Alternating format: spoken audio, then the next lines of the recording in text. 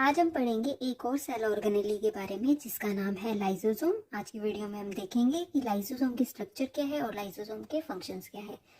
सबसे पहले ये है कि जो लाइसोसोम होते हैं ना वो minute round irregular shape bag like particles होते हैं। इसके अंदर एंजाइम प्रेजेंट होते हैं और ये मेम्ब्रेन बाउंड ऑर्गेनेली होती है। ठीक है, इसको डिस्कवर किया था डी ड्यूव ने किया था 1948 में और हमारी कंट्री कब आज़ाद हुई थी 1947 में। उसके एक साल बाद इसको डिस्कवर किया था डी ड्यूव ने। और जो इसका नेम था ना लाइसोसोम, जो इसका नाम लाइसोसोम है वो भी किसने दिया था? डी ड्यूव ने। ठीक है, आप सभी को पता है कि जो सेल होती है दो टाइप की होती है, प्रोकैरियोटिक सेल, दूसरी होती है यूकैरियोटिक सेल।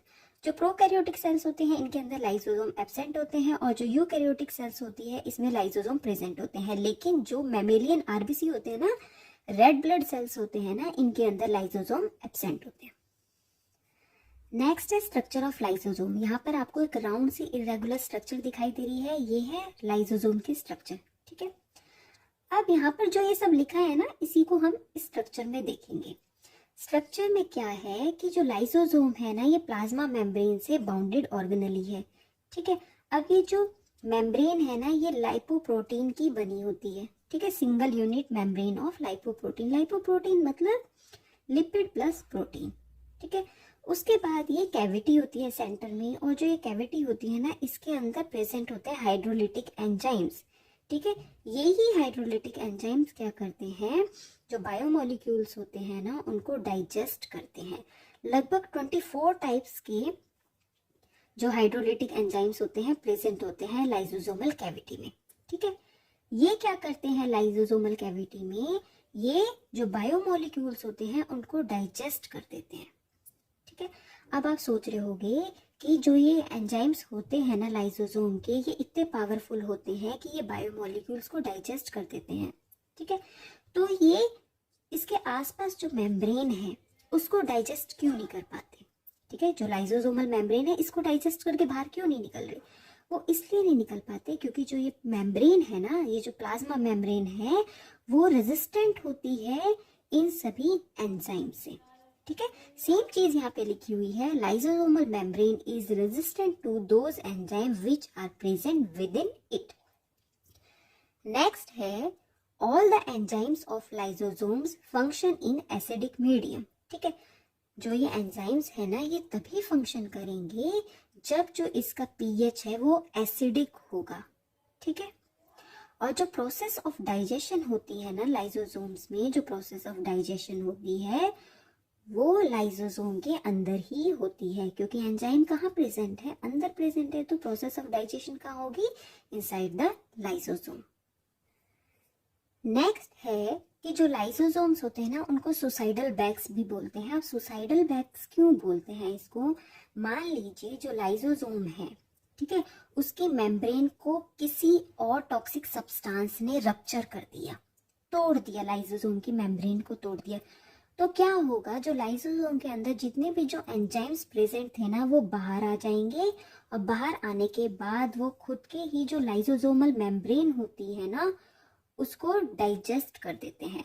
मतलब पूरा जो लाइसोसोम होता है ना उसको डाइजेस्ट कर देते हैं। इसी वजह से इसे सुसाइडल बैग बोलते हैं। ठीक है, अब आप कहोगे कि वो तो रेजिस्टेंट होती है। देखो, रेजिस्टेंट तभी तक है जब तक जो लाइसोसोम किसी टॉक्सिक सब्सटेंस से रप्चर नहीं हुआ है। एक बार रप्चर होने के बाद जो उसकी प्रॉपर्टी थी, जो मेम्ब्रेन थी ना, प्लाज्मा मेम्ब्रेन थी, उसकी जो प्रॉपर्टी थी रप्चर होने के बाद वो चेंज होगी। अब वो रेजिस्टेंट नहीं रही जो हाइड्रोलिटिक एंजाइम थे उनसे, तो फिर क्या हुआ, हाइड्रोलिटिक एंजाइम बाहर आए लाइसोसोम से और उसने अपने ही पूरे लाइसोसोम की जो मेम्ब्रेन्स वगैरह थी उनको डाइजेस्ट कर दिया। इसीलिए उसे बोलते हैं सुसाइडल बैग्स। ठीक है, अब है पॉलीमॉर्फिज्म इन लाइसोसोम। पॉलीमॉर्फिज्म मतलब मोर देन वन फॉर्म। ठीक है, बहुत सारी फॉर्म्स में प्रेजेंट होते हैं लाइसोसोम। सेम चीज यहाँ लिखी है, lysosome exist in more than one morphological forms. तो फर्स्ट है प्राइमरी लाइसोसोम्स। जो प्राइमरी लाइसोसोम्स होते हैं ना ये स्मॉल बैग लाइक स्ट्रक्चर्स होती हैं और ये कैसे बनते हैं कि जो गोल्जी बॉडी होती है ना और जो एंडोप्लाज्मिक रेटिकुलम होती है ना उनसे बडिंग होती है। ठीक है, उनसे बडिंग होती है और उसी बडिंग से क्या होता है, प्राइमरी लाइसोसोम्स बनता है। ठीक है, इनको हम स्टोरेज ग्रैन्यूल्स और सिक्रेटरी वेसिकल्स भी बोलते हैं। ठीक है, जो प्राइमरी लाइसोसोम्स होते हैं ना, इसके अंदर भी बहुत सारे एंजाइम्स प्रेजेंट होते हैं। अब जो ये हम बार बार बोल रहे हैं कि लाइसोसोम्स के अंदर एंजाइम प्रेजेंट है, तो ये एंजाइम आते कहाँ से हैं, बनते कैसे हैं? देखो, एंजाइम्स क्या होता है, ये सिंथेसाइज्ड होते हैं बाय राइबोसोम्स। जो राइबोसोम्स होते हैं ना, उससे बनते हैं ये एंजाइम। अभी हम बात कर रहे थे ना कि जो ये प्राइमरी लाइसोसोम होते हैं, ये बने होते हैं एंडोप्लाज्मिक रेटिकुलम से और गोल्जी बॉडी की जो बडिंग होती है वहां से। ये देखो, ये आपको 1 दिखाई दे रहा है, 1 उसके ऊपर ये डॉट सी बनी है, इसका मतलब ये है प्राइमरी। ठीक है, ये है स्मूथ एंडोप्लाज्मिक रेटिकुलम और ये है रफ एंडोप्लाज्मिक रेटिकुलम। ठीक है, जो ये रेड रेड डॉट है और ये है राइबोसोम। ये आपको राउंड राउंड सी स्ट्रक्चर दिखाई दे रही है, ये हो रही है बडिंग। ये गोल्जी बॉडी में भी साइड में राउंड राउंड सी स्ट्रक्चर दिखाई दे रही है, ये हो रही है बडिंग। तो गोल्जी बॉडी में बडिंग हो रही है और एंडोप्लाज्मिक रेटिकुलम में बडिंग हो रही है। उसके बाद ये बडिंग की बाद में क्या होता है, ये इससे अलग हो जाता है। ठीक है, और क्या बना देता है, लाइसोसोम। और जो लाइसोसोम बनता है उसे बोलते हैं प्राइमरी लाइसोसोम। नेक्स्ट है सेकेंडरी लाइसोसोम। सेकेंडरी लाइसोसोम्स को डाइजेस्टिव वैक्यूल्स भी बोलते हैं और डाइजेस्टिव लाइसोसोम्स भी बोलते हैं। और ये बनते कैसे हैं? They are formed by the fusion of primary lysosomes with phagosomes और pinosomes। जब प्राइमरी लाइसोसोम्स का फ्यूजन होता है विद फैगोसोम्स और पाइनोसोम्स। फैगोसोम्स क्या होते हैं? देखो, जब जो प्लाज्मा मेम्ब्रेन होती है उसकी इनवेजिनेशन होती है। इनवेजिनेशन क्यों होती है? क्योंकि जब कोई मैक्रोमोलिक्यूल, ठीक है, मैक्रोमोलिक्यूल या फिर कोई माइक्रोब वगैरह जब इनवेजिनेट होता है ना प्लाज्मा मेम्ब्रेन के अंदर लाइसोसोम की, तो क्या बनता है, फैगोसोम्स। लेकिन पिनोसोम्स क्या होते हैं? जब कोई स्मॉल ड्रॉपलेट, ठीक है, स्मॉल ड्रॉपलेट या फिर कोई फैट मॉलिक्यूल होता है, जब वो इन्वेजिनेट होता है ना, तो उसे बोलते हैं पिनोसोम्स। तो जो प्राइमरी लाइसोसोम्स बने थे, आप सभी को पता है प्राइमरी लाइसोसोम्स किससे बने थे? गोल्जी बॉडी से बने थे और एंडोप्लाज्मिक रेटिकुलम से बने थे। ठीक है, अब वही प्राइमरी लाइसोसोम जब फैगोसोम्स और पिनोसोम्स के साथ फ्यूज होते हैं तो क्या बनता है, सेकेंडरी लाइसोसोम्स बनते हैं। इस डायग्राम में हम देखेंगे, देखो ये प्राइमरी लाइसोसोम बना था, ठीक है, ये है फैगोसाइटोसिस, यानी कि ये यहाँ पर ये बन रहा है फैगोसोम और यहाँ पर ये बन रहा है पिनोसोम। ठीक है, ये प्राइमरी लाइसोसोम या तो इस पिनोसोम के साथ फ्यूज हो जाए या फिर इस फैगोसोम के साथ फ्यूज हो जाए।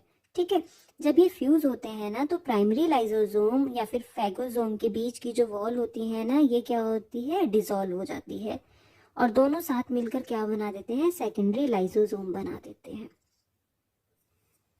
नेक्स्ट है टर्शरी लाइसोसोम। देखो, टर्शरी लाइसोसोम्स को रेजिडुअल बॉडीज भी बोलते हैं और टीलोलाइसोसोम्स भी बोलते हैं। अब टर्शरी लाइसोसोम बना क्यों? ठीक है, टर्शरी, पहली बात तो जो टर्शरी लाइसोसोम होता है वो सेकेंडरी लाइसोसोम से बना होता है। सेकेंडरी लाइसोसोम्स में क्या होता है कि फूड पार्टिकल्स प्रेजेंट होते हैं। फूड पार्टिकल क्या थे? हमने बोला ना कि फैगोसोम्स में क्या होता है, जो फैगोसाइटोसिस होता है उसमें क्या होता है कि कोई माइक्रोब या फिर कोई मैक्रोमोलिक्यूल, तो इसे हम फूड पार्टिकल भी बोल सकते हैं, इसकी इन्वेजिनेशन हुई। ठीक है, तो ये क्या हुआ, फैगोसोम बना और प्राइमरी लाइसोसोम के साथ इसका फ्यूजन हुआ, सेकेंडरी लाइसोसोम बन गया। लेकिन उसमें ये फूड पार्टिकल तो प्रेजेंट है सेकेंडरी लाइसोसोम में, लेकिन ये फूड पार्टिकल क्या हुआ, डाइजेस्ट नहीं हुआ। क्यों डाइजेस्ट नहीं हुआ? क्योंकि वहां पर इतने एंजाइम्स अवेलेबल नहीं थे कि इस फूड पार्टिकल को डाइजेस्ट कर पाए। ठीक है, तो उसके बाद ये किस में कन्वर्ट हो गया, रेजिडुअल बॉडी में कन्वर्ट हो गया और इसी रेजिडुअल बॉडी को बोलते हैं टर्शरी लाइसोसोम। देखो, अभी तक हमने 3 तरह के लाइसोसोम पढ़ लिए थे, प्राइमरी, सेकेंडरी और टर्शरी। ठीक है, अब ये चौथी टाइप का लाइसोसोम है जिसे बोला गया है ऑटोलाइसोसोम। ठीक है, इसे ऑटोफैगोसोम भी बोलते हैं और ऑटोफैगिक वैक्यूल्स भी बोलते हैं। ऑटो का मतलब क्या होता है, सेल्फ। ठीक है, अभी आपको पता चल जाएगा ऑटोलाइसोसोम का मतलब, अभी हम पढ़ेंगे। ये बनते कैसे हैं, ये बनते हैं fusion of primary lysosomes and intracellular organelle of its own cell. Intracellular मतलब खुद की ही, मतलब जो सेल है, सेल की खुद की ही कोई ऑर्गेनेली। ठीक है, जब वो प्राइमरी लाइसोसोम के साथ फ्यूज कर जाएगी और उसके बाद जो भी स्ट्रक्चर बनेगी उसे बोलेंगे हम ऑटोलाइसोसोम। नेक्स्ट है functions of lysosome. First function है कि ड्यूरिंग स्टारवेशन, स्टारवेशन क्या है कि जब बहुत दिनों तक आप खाना नहीं खाते, वीकनेस हो जाती है, आपकी बॉडी में न्यूट्रिएंट्स की कमी हो जाती है, ठीक है, तो उस चीज को क्या बोलते हैं, स्टारवेशन। अब स्टारवेशन के टाइम पर लाइसोसोम्स क्या करते हैं, जो बॉडी के अंदर रिजर्व फूड मटेरियल या जो रिजर्व फूड सब्सटेंसेस होते हैं ना, उनको डाइजेस्ट करना स्टार्ट कर देते हैं ताकि हमारी जो सेल्स होती हैं उनको एनर्जी मिल सके, ठीक है। ये काम किसका है, लाइसोसोम का ही काम है। सेकंड है, आपको पता है हमारी जो सेल है उसके अंदर लाइसोसोम प्रेजेंट है, लाइसोसोम में हाइड्रोलिटिक एंजाइम्स प्रेजेंट हैं, ठीक है। तो लाइसोसोम क्या करता है, ये हमारी बॉडी को प्रोटेक्ट करता है, किससे, डिजीज से। कैसे, by digesting bacteria and other foreign proteins in animal cells. देखो फैगोसोम्स बनता है, कैसे बनता है, जो फैगोसाइटिक प्रोसेस होती है ना सेल के अंदर, उसमें क्या होता है, बैक्टीरिया का डाइजेशन होता है और जो फॉरेन प्रोटीन्स होते हैं ना उनका भी डाइजेशन होता है। अब इन सब का डाइजेशन करता कौन है, वो जो लाइसोसोमल एंजाइम्स होते हैं वो करते हैं। नेक्स्ट है कि जो थायराइड ग्लैंड होती है ना, इसके अंदर एक इनएक्टिव हार्मोन होता है जिसे बोलते हैं थायरोग्लोबुलिन, ठीक है। इसको इसकी एक्टिव फॉर्म में कौन कन्वर्ट करता है, लाइसोसोम, ठीक है। नेक्स्ट है कि जब सीड जर्मिनेट होता है ना, तो उसके बाद सीडलिंग निकलता है। सीडलिंग क्या होता है, एक छोटा सा बिल्कुल पौधा सा निकलता है, ठीक है। जैसे ये सीड जर्मिनेट हुआ, इसके साइड में आपने देखा होगा ये 2 सीड से दिखते हैं आपको, ठीक है, और ये जर्मिनेट होकर छोटा सा पौधा निकलता है, ठीक है। अब इस जो ये पौधा है छोटा सा, इसके अंदर तो फोटोसिंथेसिस नहीं हो रहा होता, तो अब इसको बढ़ना है, ठीक है, अपनी ग्रोथ भी करनी है, तो इसको फूड कहाँ से मिलेगा, तो ये जो आपको 2 दाने से दिखते हैं ना साइड में, ठीक है, तो ये क्या करते हैं, इनके अंदर बहुत सारे प्रोटीन्स प्रेजेंट होते हैं। तो लाइसोसोम इन प्रोटीन्स को और भी जो इसमें फैट मॉलिक्यूल्स प्रेजेंट होते हैं ना, उनको क्या करता है, डाइजेस्ट करके इसको सेंड करता है कहाँ पे, इस छोटे से सीडलिंग में, ताकि इसके न्यूट्रिएंट्स की रिक्वायरमेंट फुलफिल हो जाए। आप सभी को पता है सेल है, सेल के अंदर बहुत सारी ऑर्गेनेलीज प्रेजेंट होती हैं, ठीक है। तो वहां पर क्या है, लाइसोसोम रप्चर हो गया। जैसे ही लाइसोसोम रप्चर हुआ तो उसके एंजाइम्स सारे बाहर आ गए और उन एंजाइम्स ने क्या किया, जो और ऑर्गेनेलीज थी उनको डीजनरेट कर दिया, ठीक है। और क्या हुआ, उन एंजाइम्स की वजह से कुछ जेनेटिकल जो सब्सटेंसेस होते हैं ना वो भी चेंज हो गए, तो उसकी वजह से क्या हुआ, कैंसर की फॉर्मेशन हो जाती है, ठीक है। तो बहुत से केसेस में ये होता है कि सेल के अंदर लाइसोसोम रप्चर हुआ और जो जेनेटिक सब्सटेंसेस थे ना उनके अंदर चेंजेस आ गए, उसकी वजह से क्या हुआ, कैंसर की फॉर्मेशन हो गई, ठीक है। नेक्स्ट है कि जो लाइसोसोम होते हैं ना, ये फर्टिलाइजेशन में भी हेल्प करते हैं। फर्टिलाइजेशन में कैसे हेल्प करते हैं, कि जो स्पर्म होता है ना, ह्यूमन स्पर्म होता है, ठीक है, उसका जो हेड रीजन होता है वहां पर लाइसोसोमल एंजाइम्स प्रेजेंट होते हैं, ठीक है। अब क्या करते हैं, जब स्पर्म एग के पास जाएगा तो क्या करेगा, जो ये एंजाइम्स है ना, लाइसोसोमल एंजाइम्स से ये एग की जो वॉल है इसको रप्चर कर देंगे। एग की वॉल को जैसे ही रप्चर करेंगे तो जो स्पर्म का न्यूक्लियस था और जो एग का न्यूक्लियस था, ये दोनों फ्यूज हो जाएंगे, ठीक है, और क्या करेंगे, जाइगोट की फॉर्मेशन हो जाएगी। तो ये हेल्प करता है किसमें, फर्टिलाइजेशन में। नेक्स्ट है कि जो लाइसोसोम होते हैं ना, ये हेल्प करते हैं in the digestion of food substances brought by phagocytosis and pinocytosis. देखो फैगोसाइटोसिस और पिनोसाइटोसिस की प्रोसेस की हम बात कर रहे हैं, बार बार हम एक ही चीज बोल रहे हैं, फूड पार्टिकल्स का डाइजेशन हो रहा है ये वो।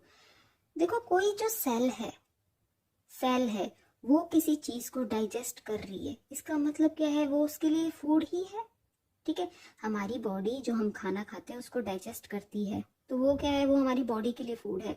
लेकिन जब कोई सेल किसी चीज को डाइजेस्ट कर रही है, चाहे वो माइक्रोब्स हो या कोई फैट ड्रॉपलेट हो, कुछ भी हो, तो वो उस सेल के लिए क्या है, फूड पार्टिकल है, ठीक है। तो इसीलिए बार बार बोला जा रहा है कि जो लाइसोसोम्स होते हैं हेल्प करते हैं in the digestion of food substances brought by phagocytosis and pinocytosis processes.